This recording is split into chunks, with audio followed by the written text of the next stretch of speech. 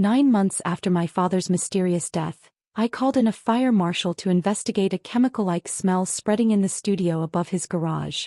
While I was sitting in church, he called me in a panic and said, "Come alone immediately." The moment the hidden vault behind the wall opened, a secret connected to my stepmother came to light, one that changed our entire family story.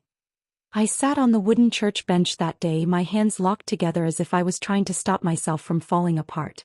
It had been 9 months since my father's death, and even now no one believed it had been anything more than an accident. Everyone kept saying, it was a carbon monoxide leak. Just bad luck. But I knew, my father was never careless. And then the smell started. Faint but sharp, like some kind of chemical slowly seeping into the air. It was coming from the studio above my father's garage. The same place where he used to work late into the night, alone. At first I tried to ignore it. I checked the windows, aired the place out, but the smell wouldn't go away. Eventually I called the Sacramento County Fire Department, and they sent a fire marshal to inspect it. I was sitting in church when he called me. His voice. I still remember it. "Ma'am, you need to come home.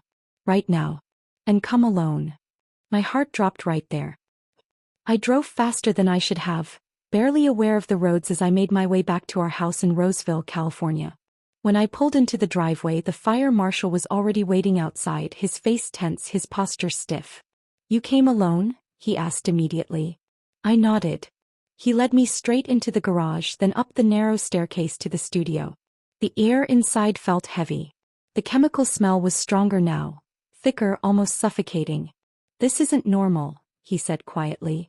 "And it doesn't look like a simple leak." Then he walked toward a section of the wall where the wooden paneling looked slightly off. "There's something here." My breath caught. He pulled out a tool and carefully pried the panel open. Then, behind the wall there was a hidden vault. I froze. Inside were metal shelves lined with files, small chemical containers and a locked box.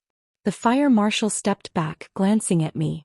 "This could be a police matter, but I think you should see this first." My hands trembled as I opened the lockbox. Inside were handwritten notes, my father's handwriting, and a USB drive. I swallowed hard, pulled out my laptop and plugged it in. A video file opened. And there he was. Alive. "If you're watching this, Rowan." Yes, that's my name. "Then something has gone wrong. And you deserve to know the truth." My chest tightened, but I forced myself to stay still. "This is about Diane, your stepmother." My heart skipped. Diane. The woman who had taken control of everything after my father's death. The one who spoke softly, smiled perfectly, and played the role of the grieving wife better than anyone could have imagined. In the video, my father held up a file. I checked her accounts. Quietly. "Rowan, she's been poisoning me. Slowly. Using compounds that won't show up in routine tests." I couldn't breathe. "I've gathered evidence. If anything happens to me, you need to expose her. But be careful. She's dangerous." The video ended. That was the moment everything inside me changed. But I didn't cry. No. I made a decision. I would get justice. Quietly. Carefully. Over the next few days I gathered everything. Files, chemical records, financial transactions. I met with a lawyer in a small office in downtown Sacramento. "This could be a murder case," he said. "But we need to catch her in the act." I nodded. "I'll handle it." I didn't tell Diane anything. I stayed exactly the same around her, smiling, talking, acting normal. But I watched everything. What she cooked. What she served. When she came near me. Then one day, she handed me a cup of tea. "You look exhausted, Rowan. Drink this. It'll help you relax." I looked down at the cup. That same faint smell. That same chemical edge. My pulse spiked. But I smiled. "Thank you." I lifted the cup to my lips, but didn't drink. Then I set it down gently. "I'll have it later." For a brief second, something flickered in her eyes. Suspicion. That night I moved forward. I took the tea, had it tested at a private lab. The results came back the next day. Poison. The exact compound my father had documented. Now I had proof. I organized a family dinner the following week. The day before Thanksgiving. Everyone came, relatives, close friends, and Diane as polished and composed as ever. "Rowan, you did all this yourself?" she said with a warm smile. You're becoming just like your father. I returned the smile. Maybe I already am. Midway through dinner I stood up. There's something I want everyone to see. I turned on the TV. Plugged in the USB.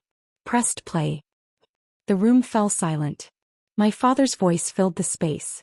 Diane has been poisoning me. Diane's face drained of color. This is a lie, she shouted. I opened the next file, the lab report. This is the same poison you tried to give me 3 days ago. No one moved.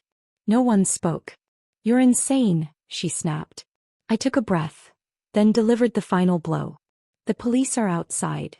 The front door opened. Sacramento police officers stepped in. They placed Diane in handcuffs. She stared at me, her eyes burning. You think you've won? I stepped closer. Lowered my voice. I didn't win, I said calmly. I just finished what you started. Months later, I stood in that same studio again. The smell was gone. The walls were clean. No secrets left behind. I opened the window and looked out at the quiet streets of Roseville. Everything looked the same. But I wasn't. I had seen the truth. I had faced it. And I had done what needed to be done. People sometimes ask me, did it bring you peace? I usually just smile. But some stories aren't about peace. They're about truth.